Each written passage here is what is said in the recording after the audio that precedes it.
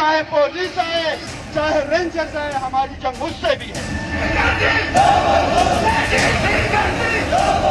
की जमीन किसी पंजाबी ऐसी या डीसी के बाप की जागीर नहीं हो सकती।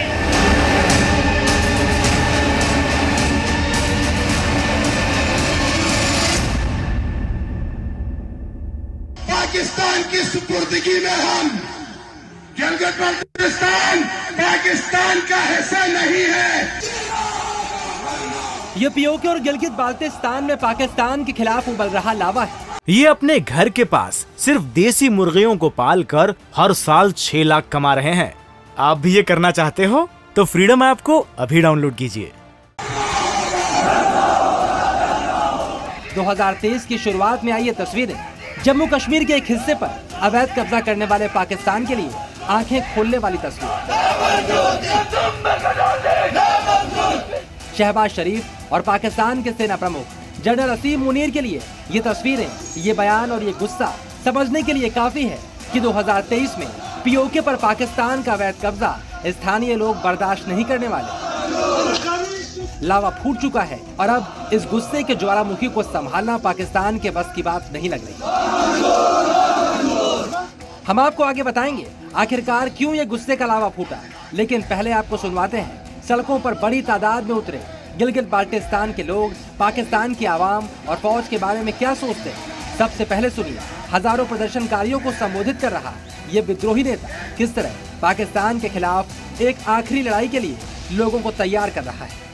आज 4 रोज से आप मुसलसल अंजुमन ताजरान के कॉल पर यहाँ पर जमा हो रहे हैं। हमने इस तहरीक को कामयाबी की तरफ लेके जाना है, तो यहाँ पर मैं एक तालिब इल्म की हैसियत से मरकजी कायदीन को मशवरा दूंगा। 3 चीजें हैं जिससे ये तहरीक कामयाब हो सकती है। यहाँ गुमाश्ता हुक्मरानों को घुटने टेकने पर मजबूर हो सकते हैं। गिलगित बाल्टिस्तान के अंदर मौजूद नौआबादियाती निजाम को तोड़ना है तो हमें एक सिविल नाफरमानी तहरीक की तरफ जाना होगा। ये सभी प्रदर्शनकारी चाहते हैं जिस आई कार्ड को देकर पाकिस्तान पीओके और गिलगित बाल्टिस्तान पर कब्जा करके बैठा है, अब उनको ये परिचय पत्र वापस कर दिए जाए और पाकिस्तान से पूरी तरह पीछा छुड़ा लिया जाए। नंबर 1, नंबर 2 पाकिस्तान की सुपुर्दगी में हम गिलगित बाल्टिस्तान पाकिस्तान का हिस्सा नहीं है। ये पाकिस्तान का आईन कह रहा है। पाकिस्तान से किसी भी कीमत पर अपनी जान छुड़ाने की कोशिश में जुटे ये सभी प्रदर्शनकारी चिल्ला कर बता रहे हैं जिस इलाके के संसाधनों को इस्तेमाल करके पाकिस्तान खूब कमाई करता है, वहाँ के हुक्मरान और फौजी यहाँ पर आने वाला पैसा खा जाते हैं। 22 के आपका जो बजट में 47 अरब इसी अफसरशाही के लिए रखा गया। आपके लिए 22 लाख अवाम के लिए सिर्फ 15 अरब, यानी कि हमारी कोई हैसियत नहीं है इनके सामने। हमारा कोई शुमार ही नहीं है कि हमारे भी कोई हुकूक है। हमारे नौजवानों को रोजगार की जरूरत है कि उनको कोई एहसास नहीं है। इस इलाके के लोगों के पास ना तो बिजली, पानी और सड़क जैसी सुविधाएं हैं, ना खाने के लिए रोटी है, क्योंकि पाकिस्तान में तो आटा भी अब बाजारों से गायब हो रहा है। इस नारेबाजी में गिलगित बाल्टिस्तान का गुस्सा साफ नजर आ रहा है।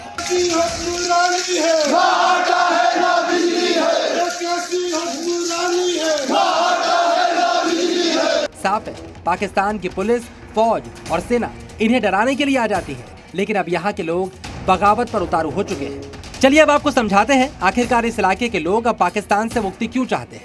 अब पाकिस्तान की सेना और रेंजर यहाँ की जमीनों पर कब्जा करने की कोशिश कर रही है, जिसका स्थानीय लोग विरोध कर रहे हैं। चाहे फौज आए, चाहे पुलिस आए, चाहे रेंजर्स आए, हमारी जंग उससे भी है।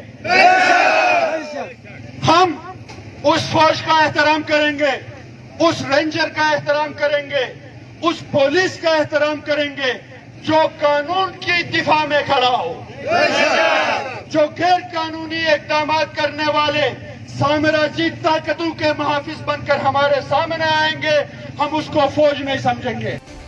इन लोगों की नाराजगी पाकिस्तान की सेना के साथ साथ हुक्मरानों से भी है। जो लगातार इस इलाके के अधिकारों का दमन कर रहे हैं। लेकिन जमीन कब्जे की घटना के बाद लोगों के गुस्से का लावा पाकिस्तान के खिलाफ फूट ही गया। कि जमीन किसी पंजाबी ऐसी या डीसी के बाप की जागीर नहीं हो सकती। इस कमबख्त, इस बेवकूफ, इस चूजे को कोई जाके समझाए। ये जमीनें हमारे पुरखों ने डोगरों से हासिल की थी।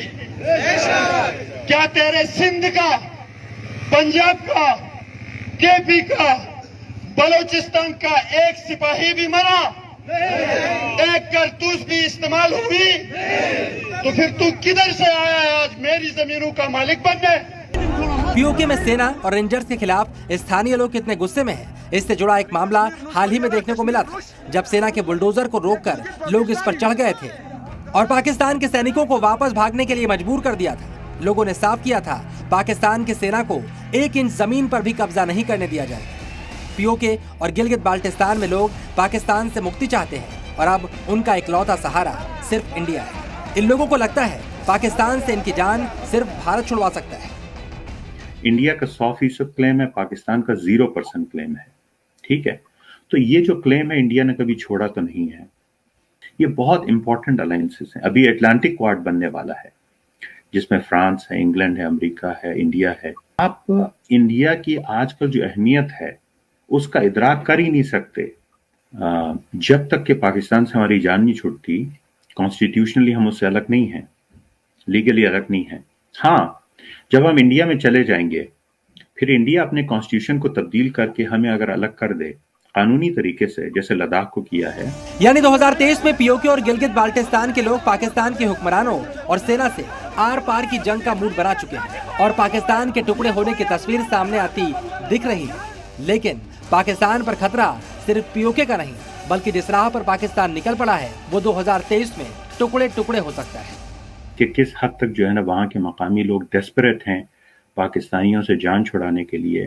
बाजार बंद है, बिजनेसेस बंद हैं, शटर डाउन है, पहिया जाम है। अपने आप को करेक्ट करने की, इंसान बनने की एबिलिटी ही नहीं है। बांग्लादेश के साथ जो किया एग्जैक्टली वही भी बलोचों के साथ कर रहे हैं। उनकी औरतों को उठा के ले जा रहे हैं, उनको रेप कर रहे हैं। कुछ ये इंसान के बच्चे नहीं हैं, ये सबक सीखने वाले नहीं हैं। ये इनके अंदर करेक्शन की एबिलिटी है ही नहीं है। सिंधियों के साथ, महाजरों के साथ, पश्तूनों के साथ जो कर रहे हैं, शियों के साथ, हजारा के साथ, अहमदियों के साथ, हिंदुओं के साथ, पाकिस्तान के अंदर एक जहन्नम है। जितना आप उसमें जो है ना ज्यादा दिन गुजारने की कोशिश करेंगे जिस्म ही जलेगा। कुल मिलाकर पीओके समझ चुका है जितने दिन पाकिस्तान के साथ गुजरेंगे उतना वक्त उसके लिए नर्क जैसा रहेगा। इसीलिए 2023 में सबसे बड़ी बगावत ठीक वैसे ही पीओके को पाकिस्तान से मुक्ति दिला सकती है जैसे बांग्लादेश को 1971 में दिलाई। ब्यूरो रिपोर्ट, जी मीडिया।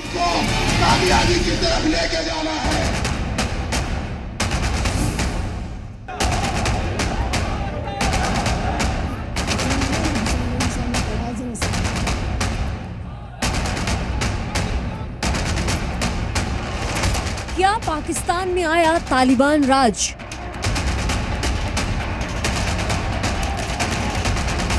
क्या पाकिस्तान बनेगा अफगानिस्तान? तहरीक तालिबान पाकिस्तान ने पाकिस्तान की शहबाज सरकार को नए साल के आगाज के साथ ही नई टेंशन दे दी है। तालिबान ने शहबाज सरकार को नए साल का तोहफा देते हुए ऐसी नियुक्तियां की हैं जिसे माना जा रहा है कि ये सीधे चुनौती पाकिस्तान की सियासत को है। यही नहीं, टीटीपी ने अपने मंत्रियों के नाम की घोषणा भी कर दी है। इस बीच सोशल मीडिया में वायरल हो रहे वीडियो में तालिबान के आतंकी पाकिस्तान में जिहाद का ऐलान भी कर रहे हैं। टीटीपी का दावा है कि वो पाकिस्तान को आजाद करा लेंगे और गुलामी की बेड़ियों को तोड़ देंगे। इंशाअल्लाह ताला जर तर जरा मंग ताउसा हम दगर पाकिस्तान पद राखी और पदगा खावर मंग ताउसा आजादी राखी और दगर गुलामी जंजीरोना जर तर जरा दगर अवाम और दगर मुसलमानों दगर। आपको बता दें कि टीटीपी ने अपनी नियुक्तियों में मंत्रालय को बांटा है जिसमें रक्षा, सूचना, राजनीतिक मामले, आर्थिक मामले, शिक्षा, फतवा जारी करने वाली अथॉरिटी खुफिया विभाग भी बनाया है। साफ है इस खूंखार आतंकी संगठन ने ये नियुक्तियां बिल्कुल उसी तरह से की हैं जैसे किसी देश की सरकार चलाने के लिए किया जाता है। खबरों के मुताबिक रक्षा की जिम्मेदारी मुफ्ती मुजाहिम के हाथों में सौंपी गई है, जो अमेरिका की आतंकी लिस्ट में भी शामिल है। इस मंत्रालय में 2 जोन हैं, जो पेशावर, मलकंद, मर्दन, डेरा इस्माइल खान, बन्नू, कोहाट और झोवा जैसे इलाके की जिम्मेदारी संभाल रहे हैं। यही नहीं, एक स्पेशल इस्तिशादी फोर्स भी इस मंत्रालय का हिस्सा है, जिसमें सुसाइड बॉम्बर्स का एक पूरा बेड़ा शामिल है। पाकिस्तान के गृह मंत्री राणा सनाउल्लाह भी अब तहरीके तालिबान के इरादों से खौफ खा रहे हैं। सनाउल्लाह ने माना है कि पाक अफगान सीमा पर 7 से 10 हजार लड़ाके मौजूद हैं, जबकि तहरीके तालिबान पाकिस्तान का आतंकी संगठन पाकिस्तान में बैन है।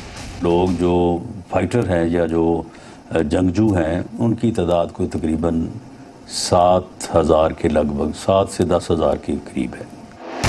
पाकिस्तान की शरीफ सरकार के मुताबिक टीटीपी के लड़ाकों के साथ साथ उनके परिवार के 25,000 सदस्य भी वहीं मौजूद हैं। टीटीपी का उद्देश्य पाकिस्तान में बंदूक के दम पर शरिया लागू करना है।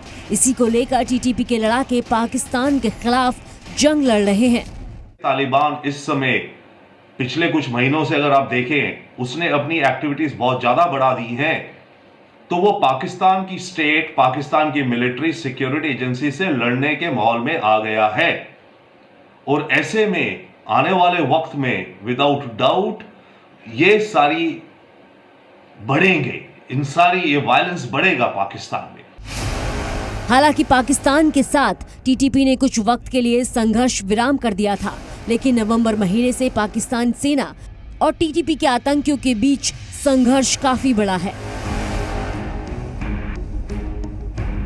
दूसरी ओर पाकिस्तान में शहबाज शरीफ और इमरान खान के बीच हो रही खींचतान के चलते पहले ही राजनीतिक अस्थिरता पाकिस्तान के माथे पर लकीरें खींच रही है। यही वजह है कि पाकिस्तान के आर्मी चीफ भी कह चुके हैं कि पाकिस्तान बहुत ही नाजुक दौर से गुजर रहा है। सवाल ये है कि क्या बोया पेड़ पबूल का तो फूल कहां से होए।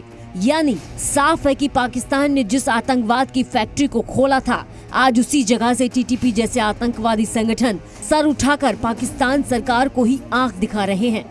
नॉर्थ वेस्ट फ्रंटियर प्रोविंसेस में पाकिस्तान की सरकार की इफेक्टिवनेस वर्चुअली जीरो होते जाए, जो ऑलरेडी जीरो है, पर वहां पे और भी ज्यादा पाकिस्तान सरकार की कमी होती जाए, पाकिस्तान सरकार की कोई से ना चले और आतंक फैलता जाए।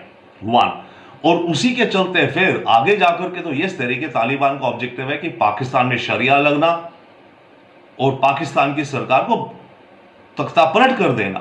वो कर नहीं सकता है अभी भी, और आने वाले काफी वक्त में नहीं कर पाएगा।